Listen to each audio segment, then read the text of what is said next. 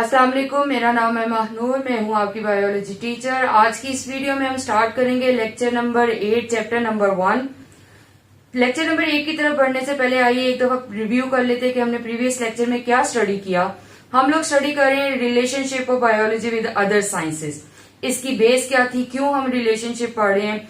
उसकी रीजन ये थी कि चूंकि साइंस ही सबका हेड है, नॉलेज ज्यादा हो जाने की वजह से हमने उस साइंस को डिफरेंट ब्रांचेस में डिवाइड किया था। तो जब सबका हेड एक ही है तो ये बात भी लाजमी है, यकीनी है ये बात कि उनका आपस में भी कोई ना कोई रिलेशन, जो ब्रांचेस हमने बनाई थी उनका आपस में कोई ना कोई रिलेशन जरूर होगा। जो ब्रांचेस हैं वो आपकी सब्जेक्ट्स हैं, science subjects, bio, physics, chemistry, maths. हम लोग इनका रिलेशनशिप पढ़ रहे हैं। चूंकि हमारा सब्जेक्ट बायो है इसलिए हम बायो का एक एक करके सब साइंसेस के साथ जो है वो रिलेशन पढ़ रहे हैं। तो प्रीवियस लेक्चर में, लेक्चर नंबर 7 में हमने पहले 2 रिलेशनशिप्स को स्टडी किया। टोटल आपकी बुक में 5 रिलेशनशिप्स दिए हुए हैं। पहला था आपका बायोफिजिक्स। बायोफिजिक्स के हमने ये पढ़ा कि अगर हम फिजिक्स के लॉज अप्लाई करें, एप्लीकेशंस अप्लाई करें, तो वो सिर्फ और सिर्फ वो वाले अप्लाई करेंगे, वो वाली लॉज की बात करेंगे जो जस्ट फॉर ह्यूमन बींग्स होंगे या लिविंग ऑर्गेनिजम्स होंगे। फॉर एग्जाम्पल हमने लॉज ऑफ मोशन की बात की कि अगर हम लीवर की मूवमेंट देख रहे हैं तो वो किससे सिमिलर है, हमारी बॉडी में जो लिम्स हैं या किसी भी लिविंग ऑर्गेनिज्म के अंदर limbs, 4 arms, 2 arms and 2 legs, उनको हम लिम्स कह रहे हैं। तो दोनों की मूवमेंट को जब हम देखते हैं तो वो एक सिमिलर हमें लॉ नजर आता है दोनों में। लॉज ऑफ मोशन स्टडी करें तो हम अगर किसी एनिमल में मूवमेंट देख रहे हैं तो हम वही वाले लॉ अप्लाई करेंगे जो हम फिजिक्स में पढ़ते हैं। कौन से? Laws of motion. अगर हम किसी एनिमल में मूवमेंट को स्टडी करते हैं तो उस मूवमेंट पे कौन से लॉ अप्लाई होंगे?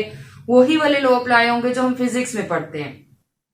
देन सेकंड हम लोगों ने पढ़ा वो था बायोकेमिस्ट्री। बायोकेमिस्ट्री में भी हम केमिकल प्रोसेसेस, केमिकल रिएक्शंस को पढ़ते हैं, लेकिन सारे केमिकल रिएक्शंस या केमिकल प्रोसेसेस को नहीं पढ़ते, जस्ट वो पढ़ते हैं जो रिलेटेड है बायो से। यानी for example respiration and photosynthesis, इन दोनों के बारे में हमने पढ़ना। ये दोनों के दोनों केमिकल रिएक्शंस है। आप लोग बचपन से, छोटी क्लासेस से जो है वो आप लोग इस केमिकल रिएक्शंस को लिखते आ रहे हैं। 6th क्लास में, 7 में आप लोग इस रिएक्शंस को लिखते हैं। ये केमिकल रिएक्शन है दोनों, फोटोसिंथेसिस भी और रेस्पिरेशन भी। लेकिन ये होते किधर है? ह्यूमन बींग्स की बॉडी में या किसी लिविंग ऑर्गेनिज्म की बॉडी में, प्लांट्स में, एनिमल्स में। तो चूंकि ये दोनों रिएक्शंस रिलेटेड हैं लिविंग ऑर्गेनिज्म से, तो इसलिए इनको स्टडी करेंगे हम किसमें? बायोकेमिस्ट्री में। यहां तक तो था आपका लेक्चर नंबर 7। आइए लेक्चर नंबर 8 की तरफ बढ़ते हैं। आज हम इस लेक्चर में 3, 4 एंड 5 रिलेशनशिप को स्टडी करके ये टॉपिक यहाँ पे इंशाल्लाह आज अपना वाइंड अप करेंगे। आइए बढ़ते हैं रिलेशनशिप नंबर 3। वो है बायोमैथमेटिक्स। यानी जिस तरह बायो का फिजिक्स से पढ़ा, बायो का केमिस्ट्री से पढ़ा, अब हम बायो का रिलेशन पढ़ेंगे विद मैथमेटिक्स। अब ये किस तरह से होगा?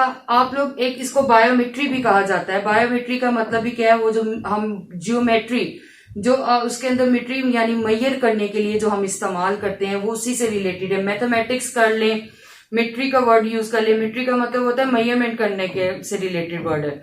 यानी जिस तरह आप लोगों की जो ज्योमेट्री होती है उसका मतलब भी क्या है कि हम जियोमेट्री का वर्ड पढ़ते हैं। मैथ्स में अक्सर आप ज्योमेट्री सीखते हैं। तो ज्योमेट्री का मतलब होता है कि आप अर्थ से रिलेटेड, अर्थ की मेट्री यानी मेजरमेंट करते हैं। जियो मीन्स अर्थ और मेट्री का मतलब मेजरमेंट करना। मैथ में अक्सर आप इस तरह की बातें करते हैं कि सर्कल होगा तो उसकी मेजरमेंट इस तरह से करेंगे, ट्रायंगुलर होगा, तो ये अर्थ की मेजरमेंट्स हैं। लेकिन यहाँ पे हम किसकी बात कर रहे होंगे? हम यहाँ पे लिविंग ऑर्गेनिजम्स की बात करेंगे। जियो नहीं, अर्थ की नहीं, बल्कि किसकी बात कर रहे होंगे हम यहाँ पे? हम यहाँ पे बात कर रहे होंगे बायो की। तो दूसरे साथ हम ये भी कह सकते हैं अपनी आसानी के लिए कि बायोमेट्री नहीं, बायोमैथमेटिक्स कह लेते हैं इस फील्ड को, इस ब्रांच को। अब क्या है इस ब्रांच में? है क्या? हमने स्टडी करना है वही बात, बायोलॉजिकल प्रोसेसेस को स्टडी करना है। हम इसमें करेंगे, जाहिर सी बात है बायो लफ्ज आ गया तो हमने इसमें कौन से प्रोसेसेस को स्टडी करना होगा, किनसे, कौन सी चीजें इसके अंदर स्टडी करेंगे? लिविंग ऑर्गेनिजम्स को स्टडी करेंगे, बायोलॉजिकल प्रोसेसेस को स्टडी करेंगे। लेकिन हेल्प किसकी ले रहे होंगे इस ब्रांच में हम? Using the mathematical technique and tools. हम अपने पढ़ तो बायोलॉजिकल प्रोसेसेस ही होंगे। जिस तरह हमने फिजिक्स में लॉ की हेल्प ली, मूवमेंट को स्टडी हम एनिमल्स में ही कर रहे थे, लेकिन उसमें लॉ की हेल्प कहां से ली? फिजिक्स से। इसी तरह हम पर बायोलॉजिकल प्रोसेसेस ही रहे होंगे, पर लिविंग ऑर्गेनिज्म के बारे में रहे होंगे, लेकिन उसमें हम हेल्प ले लेंगे किसकी, मैथमेटिकल टूल्स एंड टेक्निक्स। अब ये मैथमेटिकल टेक्निक्स एंड टूल्स क्या हैं, ये जो आप प्लस करते हैं, माइनस, डिवाइड, मल्टीप्लाई, एवरेज निकालना, मीन निकालना, परसेंटेज निकालना, ये सारे मैथमेटिक्स के टूल्स हैं। इन सब को अप्लाई करके हम अपने बायोलॉजिकल प्रोसेसेस को सॉल्व करते हैं, अपने बायोलॉजिकल प्रोसेसेस के बारे में स्टडी करते हैं। जैसे फॉर एग्जांपल, अगर मैं आप में से क्लास में पूरी क्लास को उनके ग्रुप्स बना लें और हर ग्रुप जो है वो अपनी हाइट को मेजर करें। आप हाइट को मेजर करेंगे, डेटा आ जाएगा वो आपके पास। डेटा यही होता है in terms of numbers, data collect करेंगे। आप सबकी हाइट, ग्रुप नंबर 1 अपनी सब पूरी ग्रुप में जितने भी स्टूडेंट्स होंगे वो सब अपने अपने यहाँ डेटा को, अपनी अपनी हाइट को एक जगह पे राइट डाउन कर लेंगे। ग्रुप नंबर 2 भी करेगा, ग्रुप नंबर 3 भी करेंगे। फिर आपसे मैं कहती हूँ कि मुझे ग्रुप नंबर 1 की एवरेज हाइट बताएं कितनी आ रही है, ग्रुप नंबर 2 की एवरेज हाइट बताएं कितनी है, ग्रुप नंबर 3 की एवरेज हाइट कितनी है। ठीक, अब आप यहाँ पे मैथमेटिकल टूल अप्लाई करेंगे, मैथमेटिकल टेक्निक, एक ही बात है, टूल हो या टेक्निक है। क्या कैसे अप्लाई करेंगे मैथमेटिकल टेक्निक या टूल, आप उसके उस सारी की सारी ग्रुप 1 में जितने भी आपने हाइट निकाली है सबको प्लस करेंगे और डिवाइड कर देंगे टोटल आपके पास उस ग्रुप 1 में जितने स्टूडेंट्स हैं। आप इस तरह से एवरेज निकालते हैं। तो पर हमारे पास डेटा था किससे रिलेटेड, लिविंग ऑर्गेनिज्म से रिलेटेड, उनकी हाइट के बारे में हम डेटा लिया था, लेकिन हमने हेल्प किसकी ली, हमने मैथमेटिकल टूल की हेल्प ली, हमने एवरेज निकालनी थी। इसी तरह किसी जगह पे आप लोगों ने कोई डेटा अगर इकट्ठा किया है, कलेक्ट किया है, गैदर किया है लिविंग ऑर्गेनिज्म से रिलेटेड, और अब आप परसेंटेज निकालना चाहते हैं, तो आप परसेंटेज का वही मैथमेटिकल टूल इस्तेमाल करेंगे जो आप लोग अपने मैथ्स के सब्जेक्ट में इस्तेमाल करते हैं। तो इस तरह से यानी आपके पास जो डेटा होगा, जो इन टर्म्स ऑफ नंबर्स आपके पास आएगा, जैसे हाइट का जो आपने डेटा था सारा, सब स्टूडेंट्स की जो हाइट थी वो सारा डेटा आपने एक जगह गैदर कर लिया।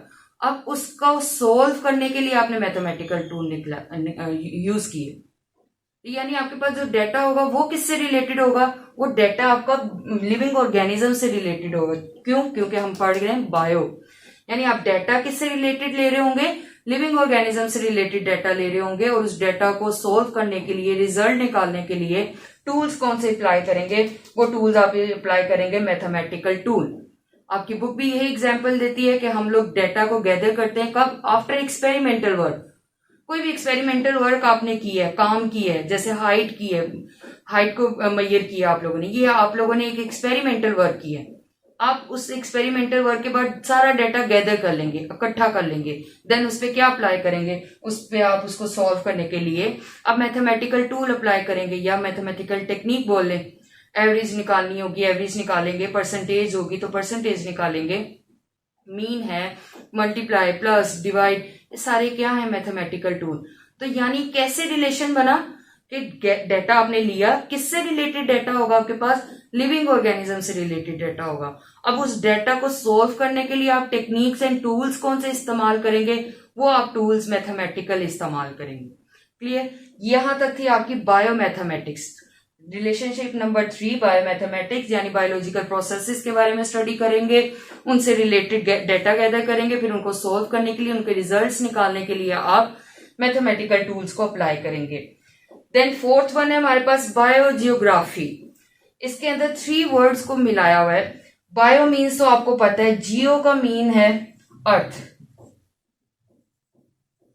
जियो का मतलब है अर्थ, और ग्राफ का मतलब होता है आप रिप्रेजेंट करते हो, ग्राफिक ग्राफ्स अक्सर आप लोग बनाते हैं x axis and y axis पे।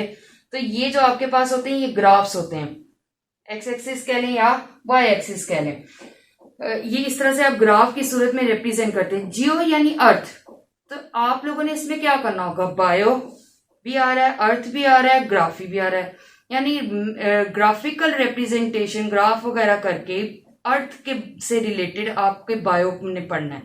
क्या मतलब, आप ये पढ़ेंगे कि आपकी डिफरेंट अर्थ में, अर्थ के डिफरेंट एरियाज में, डिफरेंट जियोग्राफिकल रीजन्स में, डिफरेंट एरियाज यानी डिफरेंट जियोग्राफिकल एरियाज, जो आपके एरियाज हैं, जो इलाके हैं, उस पे उनकी अक्रंस क्या है, कहाँ कहाँ वो पाए जाते हैं, और कितनी डिस्ट्रीब्यूशन क्या है उनकी। अक्रंस का मीन्स है पाया जाना, डिस्ट्रीब्यूशन का मतलब वो तकसीम किस तरह, डिस्ट्रीब्यूट किस तरह से हुए हैं। तो जब आप लिविंग ऑर्गेनिज्म की डिस्ट्रीब्यूशन और अक्रंस पढ़ें, किसमें, जियोग्राफिकल रीजन्स में, अर्थ पे, तो इसको हम कहेंगे, इसके बारे में हम इसे क्या कहेंगे, बायोजियोग्राफी। यानी आप लिविंग स्पीशीज के बारे में आप लोग पढ़ रहे हैं कि वो कहाँ कहाँ पाए जाते हैं, वो किस तरह से डिस्ट्रीब्यूट हुए हैं, इस तरह। और आप किस तरह आप पता करेंगे, वो रीजन्स होंगे, जियोग्राफिकल रीजन्स होंगे। तो आपने अर्थ के ऊपर फाइंड आउट करना है कि आपके डिफरेंट लिविंग स्पीशीज कहाँ कहाँ पाई जाती हैं। ज्यादा क्लियर करने के लिए आपकी बुक में सेकंड जो बात बताई गई है वो ये है कि अगर फॉर एग्जाम्पल मैं आपको कहती हूँ कि एक एनिमल ऐसा है जिसके बॉडी पे फर है, बाल हैं ज्यादा से, तो आप मुझे बताएं कि सोच के खुद कि उसका जियोग्राफिकल रीजन कैसा होगा, यानी उसका इलाका कैसा होगा। आपको करेक्टरिस्टिक मैंने बता दी है लिविंग ऑर्गेनिज्म की। किसकी करेक्टरिस्टिक बता दी है, लिविंग ऑर्गेनिज्म की करेक्टरिस्टिक बता दी है कि वो इस तरह का है कि हेल्दी है और उसकी बॉडी पे बाल हैं। तो वो आपने उसकी करेक्टरिस्टिक मैंने आपको लिविंग ऑर्गेनिज्म की बता दी है। अब उसकी बेस पे आप ये फाइंड आउट कर सकते हैं वो कैसे जियोग्राफिकल रीजन में रहता होगा, उसके रहने का इलाका कैसा होगा, वो ठंडे एरिया में रहता होगा, कोल्ड प्लेसेस में रहता होगा या गर्म इलाकों में रहता होगा।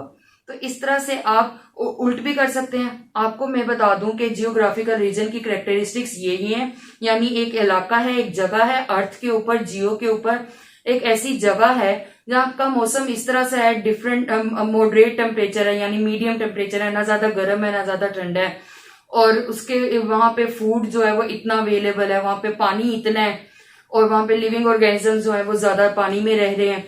तो आप लोगों को मैंने जियोग्राफिकल रीजन की करेक्टरिस्टिक बता दी। अब आप जियोग्राफिकल रीजन यानी इलाके की बुनियाद पर, उसकी बेस पर आप ये फाइंड आउट कर सकेंगे कि आप लोगों के वहां पे उस खास इलाके के अंदर क्या डिस्ट्रीब्यूशन होगी, कौन कौन सी अक्रेंस होगी लिविंग ऑर्गेनिज्म की, कि किस तरह से डिस्ट्रीब्यूट हुए होंगे वहां पे लिविंग ऑर्गेनिज्म, और कौन कौन से लिविंग ऑर्गेनिज्म अक्रेंस होगी उनकी, यानी कौन कौन से लिविंग ऑर्गेनिज्म वहां पे पाए जाते होंगे। यानी आपने जियोग्राफिकल रीजन्स को इस्तेमाल किया, उनकी खुसूसियात को पढ़ा, और उसकी बिना पे आपने ये देख लिया कि हमारे लिविंग ऑर्गेनिज्म की अक्रेंस और डिस्ट्रीब्यूशन के बारे में आपने स्टडी कर लिया। क्लियर, ये थी आपकी फोर्थ। फिफ्थ है आपकी इस टॉपिक की लास्ट टॉपिक, इस टॉपिक की लास्ट रिलेशनशिप है बायो इकोनॉमिक्स। इकोनॉमिक्स माइशत, प्रॉफिट एंड लॉस देखते हैं इसमें हम पैसे से रिलेटेड बात करते हैं, रुपीज की, मनी की बात करते हैं कि हमें उस चीज में इकोनॉमिक्स, खाली अभी मैं वर्ड इकोनॉमिक्स बता रही हूँ, इकोनॉमिक्स जहां पे भी आ जाए यानी हम उसमें बात करें इकोनॉमिकल, अगर पॉइंट ऑफ व्यू बोलें कहीं पे हम, तो इसका मतलब है वहां पे हमने किसी चीज का लॉस या प्रॉफिट देखना है इन टर्म्स ऑफ मनी। पैसे की सूरत में हमने देखना है कि हमें उस चीज में प्रॉफिट हुआ है या लॉस हुआ है। हमने उस चीज में फॉर एग्जाम्पल इतना पैसा लगाया था और हमें वापस जो आउटपुट आया है वो इतना आया है, तो फिर हम उस इनपुट और आउटपुट, यानी किसी चीज को, आपने अभी बायो से रिलेटेड बात नहीं करी, जस्ट आपको इकोनॉमिक्स का वर्ड सिखा रही हूँ कि अगर फॉर एग्जाम्पल किसी काम में हमने इतना इनपुट दिए यानी इतने पैसे लगाए हैं, और जब वो काम हो गया उसके बाद जो हमें आउटपुट आया है यानी जो हमें पैसे आए हैं वो इतने आए हैं, तो आप अपना फर्क करेंगे, देखेंगे, कंपैरिजन करेंगे कि आपने इनपुट कितना दिया, आपने आउटपुट कितना दिया, उसकी बेस आपको आउटपुट कितना आया, आपने कितना इनपुट दिया और आपको आउटपुट कितना आया, इस बेस पे आप लोग ये फाइंड आउट करेंगे कि क्या आपको उस काम में लॉस हुआ है या प्रॉफिट हुआ है। तो जब हम इस तरह की बात करते हैं तो इसका मतलब होता है हम इकोनॉमिकल पॉइंट ऑफ व्यू से बात कर रहे हैं। अब बायो में इकोनॉमिकल पॉइंट ऑफ व्यू कहां से आ जाता है, study about organisms from economical point of view. हमने यहाँ पे ऑर्गेनिजम्स को पढ़ना है इकोनॉमिकल पॉइंट ऑफ व्यू से। किस तरह, फॉर एग्जाम्पल आपको पता है प्लांट्स जो है वो लिविंग ऑर्गेनिजम्स है, तो अगर हम किसी जगह पे गंदम की या फसल की बात करते हैं, वीट की बात करते हैं, उसकी पैदावार की बात करते हैं, यील्ड की यानी यील्ड ऑफ वीट की बात करते हैं, ये सारी बातें करेंगे तो इसका मतलब वो क्या है, ये सब लिविंग ऑर्गेनिजम्स है, गंदम, वीट वगैरह ये सब क्या है, प्लांट्स हैं, लिविंग ऑर्गेनिजम्स हैं। तो जब हम इसके बारे में बात करेंगे तो हम कहेंगे कि एक किसान ने अगर यहाँ से गंदम जो है उसकी काश्तकारी की है, तो उसने इनपुट इसको इतना दिया था, यानी इतनी खादें, इसमें इतने पैसों की खादें डाली, फर्टिलाइजर्स जिसको हम कहते हैं, इतना उसका पानी लगा इसके अंदर, इतना टाइम लगा, इतनी मशीनरी इस्तेमाल हुई, इतनी इलेक्ट्रिसिटी इस्तेमाल हुई, ये सब उसका क्या होगा, उस वीट के लिए, उस वीट को ग्रो करवाने के लिए उसका सारा इनपुट होगा।